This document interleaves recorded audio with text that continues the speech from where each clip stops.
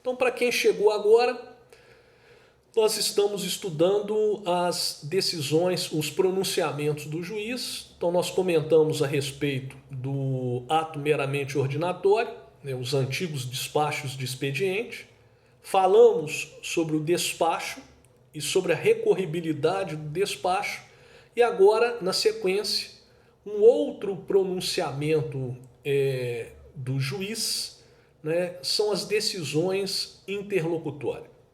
Então, o que é uma decisão interlocutória? A decisão interlocutória é um ato do juiz que tem conteúdo decisório, né, na qual ele decide uma questão incidente no processo sem que seja a questão principal. Então, sem colocar fim na fase cognitiva do procedimento. O conceito de decisão interlocutória, ele é obtido por exclusão. Se o ato do juiz tem conteúdo decisório e não se enquadra no conceito de sentença, ele é uma decisão interlocutória. Após a introdução do processo sincrético no nosso ordenamento, tornou-se mais difícil conceituar a decisão interlocutória.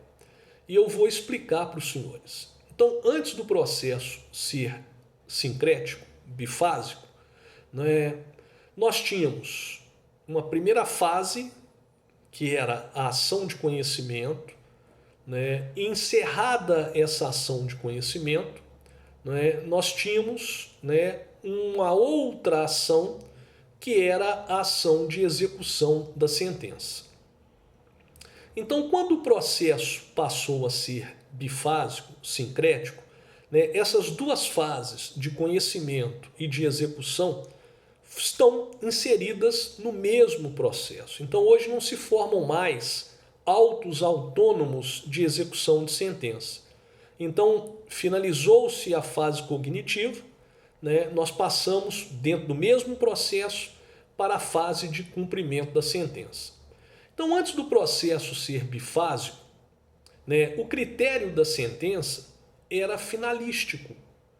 E daí, para você diferenciar a decisão interlocutória de uma sentença, bastava apenas uma pergunta. O ato do juiz põe fim ao processo? Se a resposta fosse sim, aquele ato era uma sentença. Se a resposta fosse não, aquele ato era uma decisão interlocutória. Hoje, nós não podemos mais formular essa pergunta, porque a sentença ela não põe fim ao processo, ela põe fim à fase cognitiva do procedimento. Um outro critério utilizado para diferenciar a decisão interlocutória da sentença era quanto ao recurso cabível. Se contra aquele ato do juiz coubesse o recurso de apelação, aquele ato era classificado como sentença. Se contra aquele ato do juiz coubesse o recurso de agravo de instrumento, aquele ato era classificado como uma decisão interlocutória. Hoje nós não podemos mais utilizar esse critério. Por quê? Porque contra uma decisão interlocutória impreclusa, cabe o recurso de apelação. O ato do juiz que julga uma impugnação oferecida contra o cumprimento de uma sentença, resolve mérito. E, na realidade, é uma decisão interlocutória, portanto, agravável. Então, nós não podemos mais utilizar esse critério. É impossível definir para os senhores todas as decisões interlocutórias proferidas pelos juízes.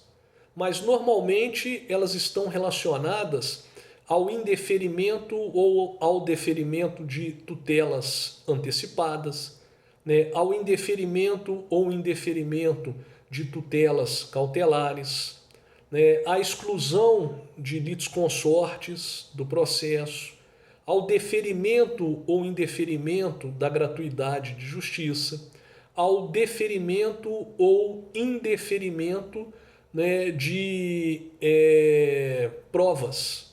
Né? Então, por exemplo, um ato do juiz que indefere, né, a prova pericial requerida por uma das partes é uma decisão interlocutória. No caso, uma decisão interlocutória in preclusa. Ok? Então, daqui a pouco nós vamos estudar, né, os pronunciamentos que ocorrem nos tribunais e finalizarmos enfrentando a sentença.